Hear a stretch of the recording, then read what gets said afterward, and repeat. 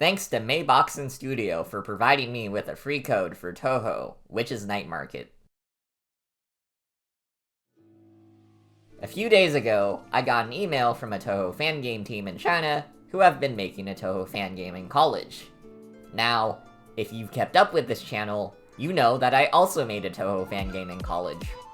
I love showing off Touhou Fangames, but I'm even more eager to help out student devs because, well, I was them once.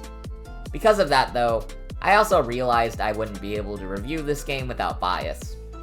So, this video is probably gonna be a bit more positive than usual. I mean, if you can even believe that I can go even more positive.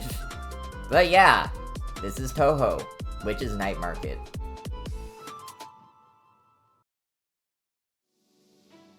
Touhou, Witch's Night Market is a deck-building auto game where you have to help Marissa fight her way through waves of enemies, so she can earn enough money to pay off a loan she owes to Reimu. You see, Marissa piled on a debt playing, and I'm not joking, Cappuccino. That's the first thing about this game.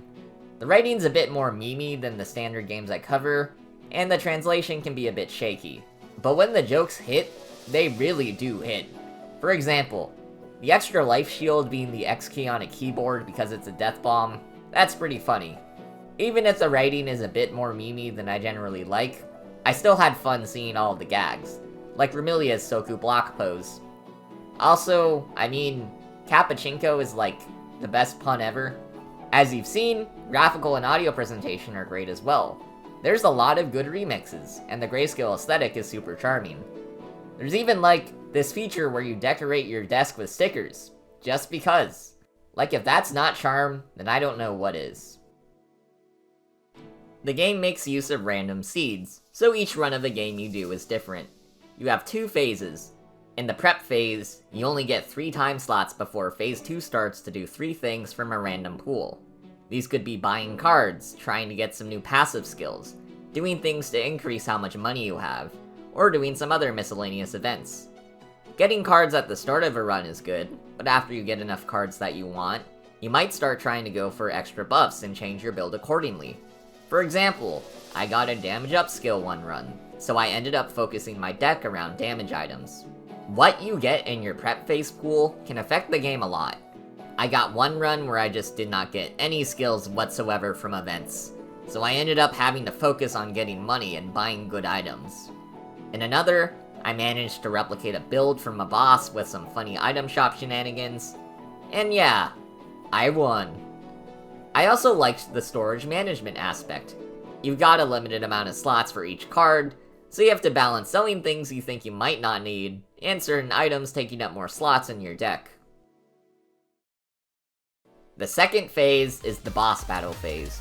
Here, you put your deck against the boss's deck. Each enemy has a different type of card they like to use. For example, Koishi likes to use shield cards. I had a build once where I had an item that was useless against shields, so I ended up avoiding Koishi on that run.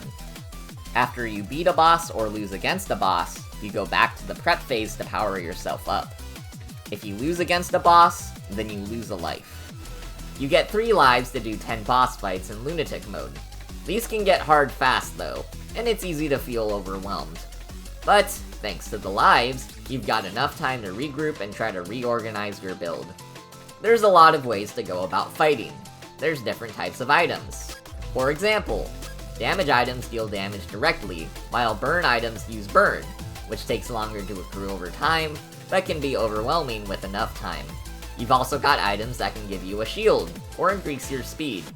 These aren't all the effects, and with over 100 items, you've got no shortage of options. But, your opponent also uses the same battle system as you, so you have to be careful. You can't change your card order in the battle phase, so you've got to be smart in the prep phase to get your deck ready. Moving around cards to get the exact modifiers you want is satisfying. For example, there's a card that gets buffed every time the opponent takes damage, so you want to put it last in line so it gets the buffs from other attacks from your other cards before it attacks. Getting through 10 fights is no small feat, but it is doable. Here's an example of how you might end up organizing a deck. In one of my winning builds, I used this. I got 2 rack cards and 2 shovel cards.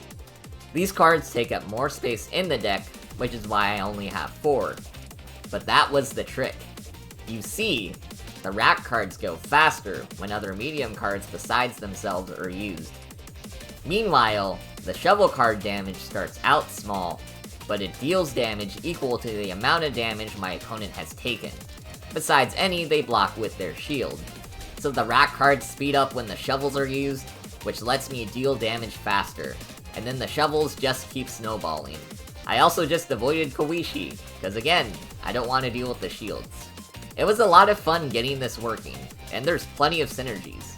The dagger makes it so any attacking cards next to it can steal life from your opponent, so I put it between 2 medium attack cards, while still having smaller damage dealers after.